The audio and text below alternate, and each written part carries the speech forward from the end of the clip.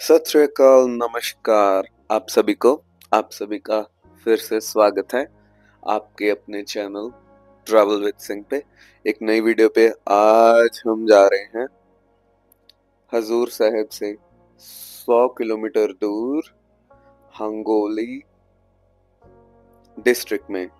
आपने वीडियो के थंबनेल और वीडियो के हेडिंग से समझ लिया होगा। आज हम जा रहे हैं भगत नामदेव जी के टेम्पल।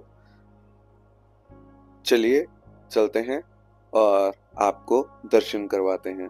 वीडियो से आगे बढ़ने से पहले प्लीज आप चैनल को सब्सक्राइब करना मत भूलिए और अपने फैमिली के साथ शेयर करना मत भूलिए। तो सबसे पहले हम पहुंच जाते हैं इस मंदिर में। बहुत ही सुंदर दृश्य था और मंदिर में एंटर होते ही ये लाइन थी जो कि भगत नामदेव जी की खुद की जो चक्की थी।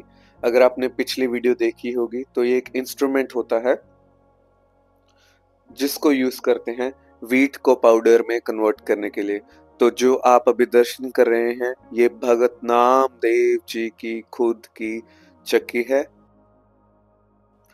ये भगत जी के टाइम की है, पर एक मैजिकल बात ये है कि ये आज भी यूज में है।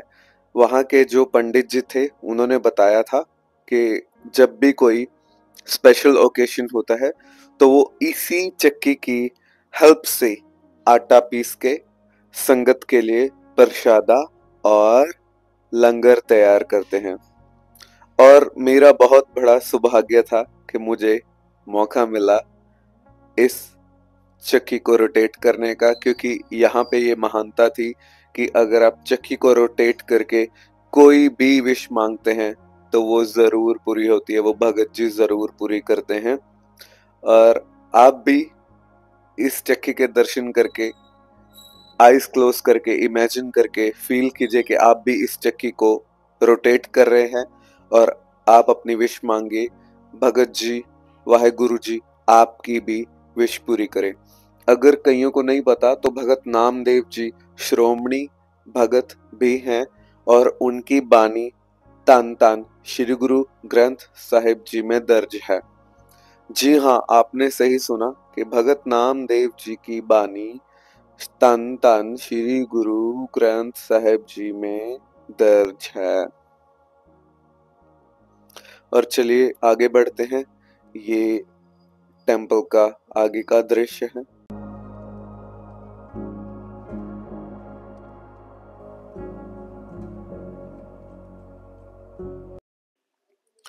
जी, मंदिर से बाहर आते ही उसके साथ जो मेन टेम्पल है जिसके दर्शन करने हम आए हैं, अब वहां चलते हैं। उस मंदिर का नाम है औंधा नगरनाथ, जो कि हिंगोली डिस्ट्रिक्ट महाराष्ट्र में पड़ता है।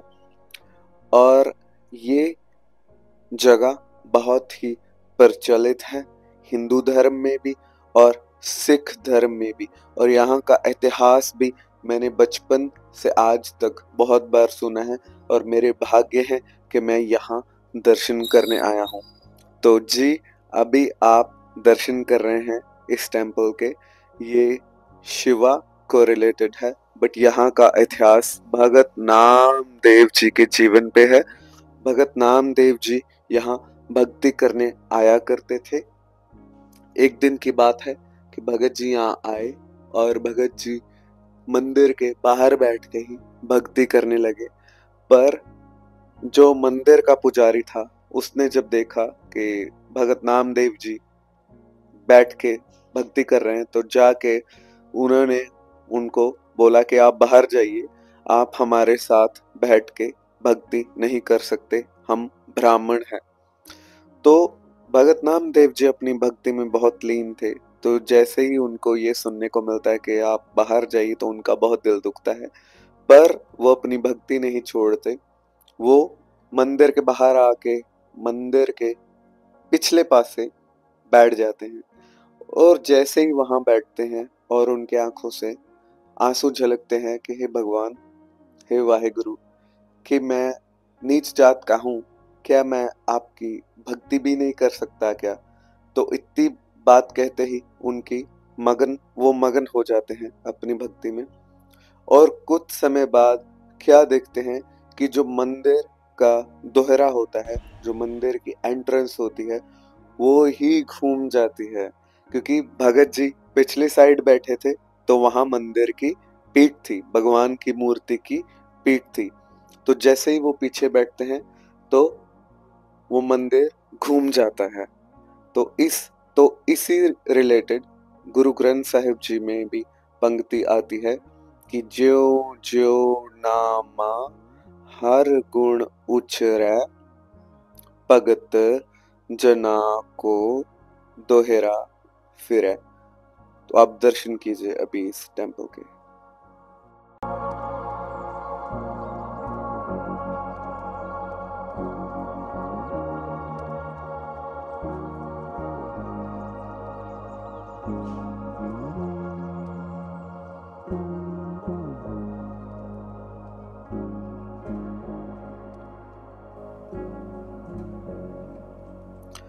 आप हजूर साहिब से यहाँ तक वाया बस आ सकते हैं।